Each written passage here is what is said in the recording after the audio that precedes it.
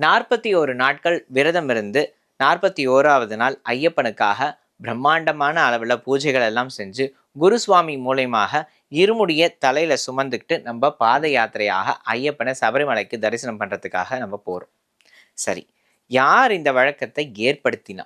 இருமுடிய தலையில சுமந்துக்கிட்டு சபரிமலைக்கு செல்றத முதல்ல யார் பண்ணினா அப்படின்னு நம்ம கேட்டு தெரிஞ்சுக்கிட்டோம்னா என்ன பதில் திரும்ப கிடைச்சது? ஐயப்ப சுவாமியே இருமுடிய தலையில சுமந்துக்கிட்டு சபரிமலைக்கு அந்த ஞானபீடத்துக்கு போனாராம். 12 வயது சின்ன குழந்தை எப்படி இந்த மிருகங்கள்லாம் இருக்கக்கூடிய கடுமையான இந்த காட்டு பாதையில சென்று இந்த சபரிமலைக்கு போகும்னு வருத்தப்பட்ட பந்தல மகாராஜா, இந்த குழந்தைக்கு பசிக்குமே, அப்ப என்ன சாப்பிடும் அப்படின்றத யோசிச்சு என்ன பண்ணினாராம், அவர் ஒரு பகுதியில இப்போ சமீபத்துக்கு சாப்பிடக்கூடிய உணவுப் பொருட்களை ஒரு பகுதியில வச்சு, அடுத்தது இன்னொரு பகுதியில 2 நாட்கள் தாங்கக்கூடிய இந்த நெய், தேங்காய் இந்த மாதிரியான கொஞ்ச நாள் வச்சு சாப்பிடக்கூடிய பொருட்கள் எல்லாம் இன்னொரு பகுதியில் வச்சு இதை இரண்டையும் பிரிக்கும் விதத்தில் ஒரு முடிச்சை போட்டு அவர் கையில் கொடுத்து வச்சிருந்தார். இந்த முடிச்சை தான் அவர் தலையில் சுமந்துக்கிட்டு சபரிமலைக்கு போனாராம். ஸோ இந்த வழக்கம் அப்படின்றது ஐயப்ப சுவாமி கிட்டேருந்து தான் ஆரம்பிச்சது அப்படின்றது நமக்கு தெரிய வந்த ஒரு விஷயம். தன் குழந்தை போகிற வழியில் பசிக்கு தவிக்கக்கூடாது அப்படின்றதுக்காக பந்தல மகாராஜா ஏற்படுத்தினது தான் இந்த தலையில் இருமுடியை சுமக்கிற ஒரு விஷயமாக அற்புதமாக அமைஞ்சிருக்கு. சரி, இன்னைக்கு நம்ம ஐயப்பனுடைய விரதத்தை கடைபிடிக்கிறதுல என்ன மாதிரியான தவறுகள் நம்ம அடிக்கடி செய்கிறோம் அப்படின்றத, அதை எப்படி திருத்திக்கணும் அப்படின்றத நம்ம வீரமணி ராஜு அவர்கள் சொல்லவிருக்காங்க. பொதுவாக இருமுடி கட்டும் பொழுது பக்தர்கள் செய்யக்கூடிய தவறுகள் என்ன, அதை எப்படி தன்னை அறியாமல் அந்த தவறுகளை செய்கிறாங்க, அதை ஏன் செய்யக்கூடாது அப்படின்றத நமக்காக இன்னைக்கு சொல்ல இருக்காங்க வீரமணி ராஜு அவர்கள். வாங்க தெரிஞ்சுக்கலாம். சுவாமியே சரணமையப்பா. சங்கரா தொலைக்காட்சி நேயர்கள் எல்லாருக்கும் என்னுடைய அன்பான பணிவான வணக்கங்கள். கேட்டுவிடப்பா ஐயப்பா நிகழ்ச்சியிலே, இந்த தொகுப்பிலே ஒரு நல்ல விஷயங்களை நாம் பார்த்து கொண்டிருக்கின்றோம். எங்க ஐயப்பன்மார்களுக்கு நான் பேசுறது கொஞ்சம் அதிக பிரசங்கித்தனமாக கொண்டிருக்கலாம்.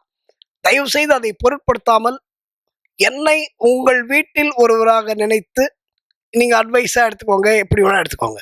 ஆனால் சொல்ல வேண்டியது நம்முடைய கடமை என்ற வகையிலே இந்த சங்கரா தொலைக்காட்சி இந்த அற்புதமான ஒரு நிகழ்ச்சியை ஏற்பாடு செய்திருக்கிறார்கள். இருமுடியை பற்றி நான் சொன்னேன். இதுல ஒரு பல விஷயங்கள், முரண்பாடான விஷயங்கள் இருக்கின்றன. அதையும் நம்ம சொல்லிதான் ஆகணும். நிறைய பேர் இப்ப வசதிக்காக என்ன பண்றாங்க, இங்கேருந்து கார்ல போவாங்க, இல்லை இங்கேருந்து ட்ரெயின்ல போவாங்க, இங்கேருந்து வேன்ல போறாங்க, இங்கேருந்து ஃப்ளைட்ல போறாங்க. பல மார்க்கங்களுக்கு சபரிமலைக்கு போகிறார்கள். நீ எந்த மார்க்கத்துல போனாலும் சரி, உங்க வீட்டிலேருந்து இருமுடி கட்டிட்டு போகணும், அதுதான் நியதி. சரி, எங்க வீட்டுல முடியல, கோவில்ல இருந்து கட்டிட்டு போறோம். நீ எங்கேருந்து இப்போ உன்னோட டெஸ்டினேஷன் மெட்ராஸா இருந்ததுன்னா சென்னையிலேருந்து நீ சபரிமலைக்கு இருமுடி கட்டிட்டு போகணும். இங்கே நிறச்சி, இங்கே இருமுடியை நிறச்சி இங்கேருந்து எடுத்துட்டு போகணும். கோயம்புத்தூர்லேருந்து போகிறவங்க அங்கேருந்து இருமுடி நிறச்சி அங்கேருந்து போகணும். மதுரையிலேருந்து, நாகர்கோயிலேருந்து, கன்னியாகுமரி, எப்படி வேணா இருக்கலாம். எங்கேருந்து போனாலும், ஏன் சிங்கப்பூர்லேருந்து வந்தாலும், இன்றைக்கும் மலேசியாலேருந்து பக்தர்கள், சிங்கப்பூர் பக்தர்கள், துபாய் பக்தர்கள், சவுத் ஆப்பிரிக்கா பக்தர்கள் எல்லாம் சபரிமலைக்கு வருகிறார்கள். எப்படி வராங்க தெரியுமா? அங்கேயே தேங்காயை நிறச்சிட்டு வராங்க. சரி, இப்போ நீங்க சொல்ற முரண்பாடு எங்க சார் இருக்குன்னு நீங்க கேட்கலாம்ல. ஃபாரின்லேருந்து வரவங்களுக்காவது வேற வழி இல்லைன்னு ஒரு ஒரு ஒரு எக்ஸ்கியூஸ் கொடுக்கலாம். ஆனா இங்கேருந்து போறவங்களும் என்ன பண்றாங்க, இங்கேருந்து அந்த இருமுடியை எடுத்துட்டு போறதுக்கு ஒரு சோம்பேறித்தனம். நான் இதை கடுமையாக சோம்பேறித்தனம் என்று சொல்வதற்கு காரணம், அந்த இருமுடியை நம்ம தலையில வச்சாச்சுன்னா, அந்த தலையிலேருந்து கால் வரைக்கும், நான் ஏற்கனவே சொல்ல பாருங்க, தலையிலேருந்து கால் வரைக்கும் இருக்கிற நம்ம உடம்புல இருக்கிற வியாதிகள் எல்லாம் இருமுடிய தலையில வச்ச உடனே போயிடுங்க. நீங்க எழுதி வச்சுக்கோங்க. என்னுடைய அனுபவமே இருக்கு. நான் மலைக்கு கிளம்பும்போது ஒரு வாட்டி எனக்கு ஜாண்டிஸ். டாக்டர்ஸ் சபரிமலைக்கு போகக்கூடாதுன்னு சொல்றாங்க. போகக்கூடாதுங்க, சபரிமலைக்கு போகக்கூடாது, அந்த கிளைமேட் கண்டிஷன்ஸ் ஒத்துக்காது, நீங்க ஜாண்டிஸ்ல இருக்கீங்க, அக்யூட் ஜாண்டிஸ்ல இருக்கீங்க, நீங்க மலைக்கு போகக்கூடாதுன்னு சொல்றாங்க. எங்க அப்பா தைரியமா சொன்னாரு. எங்க அப்பா யாருன்னு இப்ப சொல்றேன், வீரமணி சோமுன்னு கேள்விப்பட்டிருப்பீங்க. என்ன உங்களுக்கு எல்லாருக்கும் தெரியும். வீரமணி சோமு, வீரமணி என்னோட சித்தப்பா. எங்க சித்தப்பாவோட வீரமணியோட அண்ணா தான் சோமு.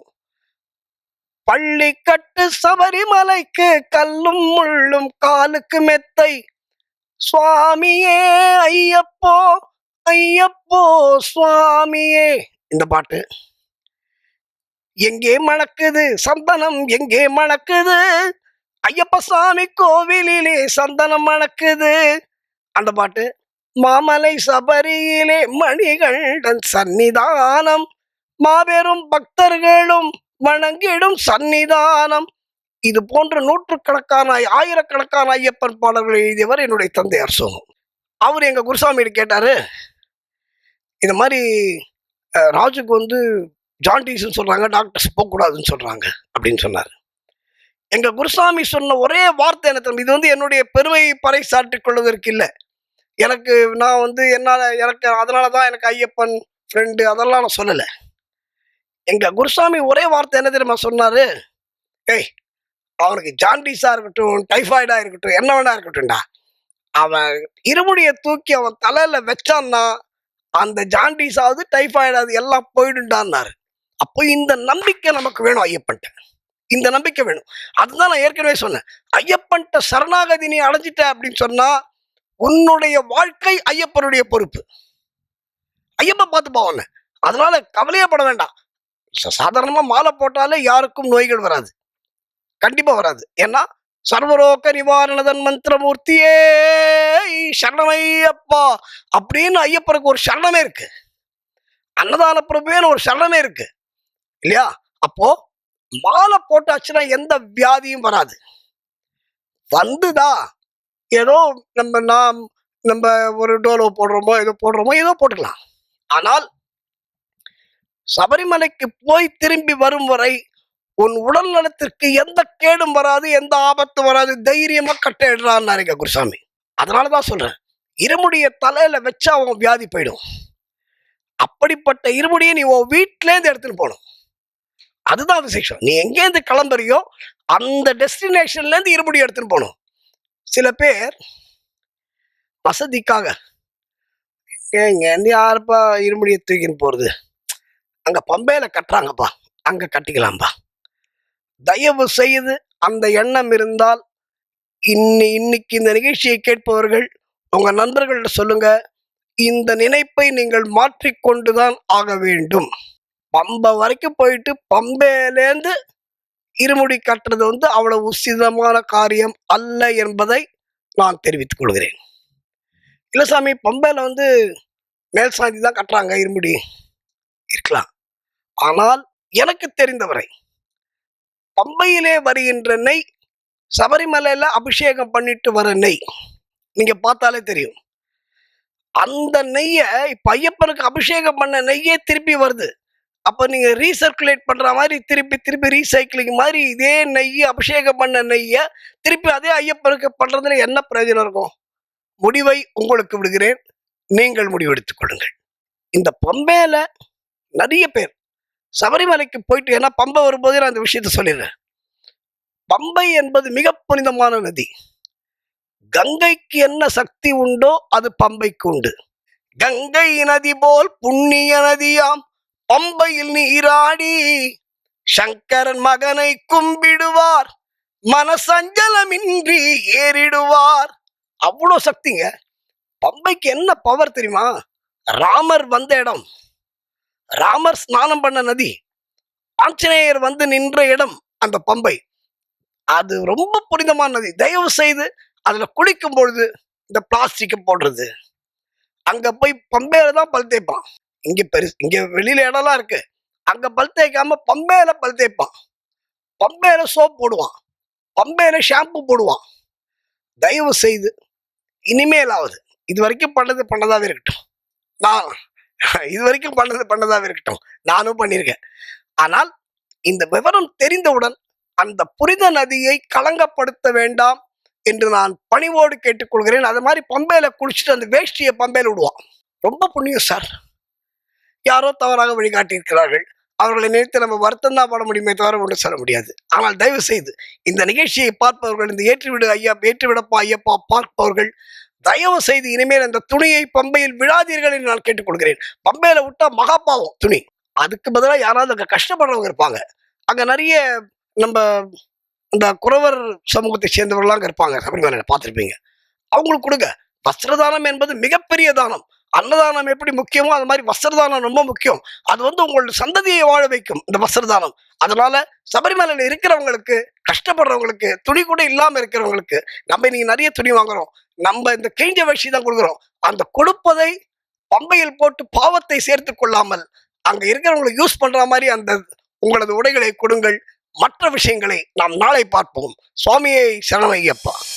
இப்போ அடுத்ததாக நம்ம கேட்க போறது ஐயப்பனுடைய பக்தி பாடல்கள். இந்த பக்தி பாடல்களை இன்னைக்கு நமக்காக பாட போறது யாருன்னு பார்த்தீங்கன்னா பக்தி மாமணி சாஸ்தாதாசன் அவர்கள் தான். ஸோ நமக்காக இன்னைக்கு என்ன மாதிரியான ஐயப்பன் பாடல்களை அவர் பாடவிருக்கார்.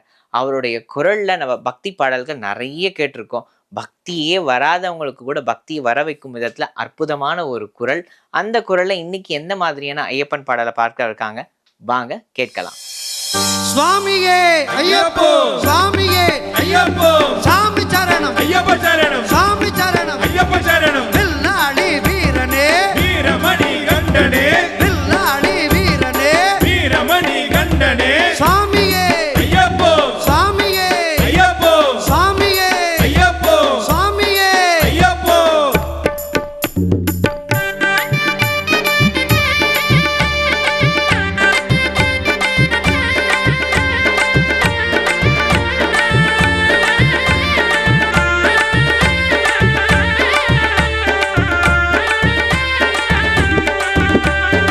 எல்லோரும் சேர்ந்து சொல்லுங்கோ, எல்லோரும் சேர்ந்து சொல்லுங்கோ, ஐயனின் நாமத்தை, ஐயப்பன் நாமத்தை, ஐயனின் நாமத்தை, ஐயப்பன் நாமத்தை எல்லோரும் சேர்ந்து சொல்லுங்கோ, எல்லோரும் சேர்ந்து சொல்லுங்கோ.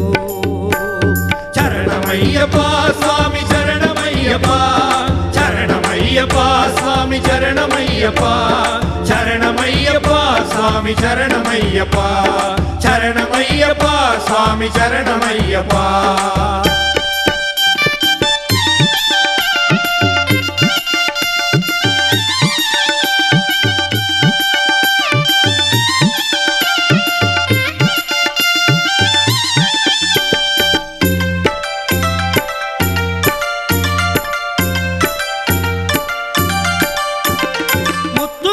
பவள நகை புன் சிரிப்பை பாருங்கோ, மாதவனை ஐயப்பனை மனமகிழ்ந்து பாடுங்கோ.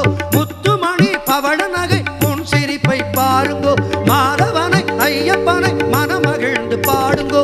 குழந்தை உள்ளம் கொண்டவனை கோடி மக்கள் பாடுங்கோ, குழந்தை உள்ளம் கொண்டவனை கோடி மக்கள் பாடுங்கோ. அழகு மலை ஓடி வந்து அபிஷேகம் செய்யுங்கோ, அழகு மலை ஓடி வந்து அபிஷேகம் செய்யுங்கோ. எல்லோரும் சேர்ந்து சொல்லுங்கோ, எல்லோரும் சேர்ந்து சொல்லுங்கோ, ஐயனின் நாமத்தை, ஐயப்பன் நாமத்தை, ஐயனின் நாமத்தை, ஐயப்பன் நாமத்தை எல்லோரும் சேர்ந்து சொல்லுங்கோ, எல்லோரும் சேர்ந்து சொல்லுங்கோ. சரணம் ஐயப்பா சாமி சரணம் ஐயப்பா, சரணம் ஐயப்பா சுவாமி சரணமையப்பா, சரணமையப்பா சாமி சரணமையப்பா, சரணமையப்பா சுவாமி சரணமையப்பா.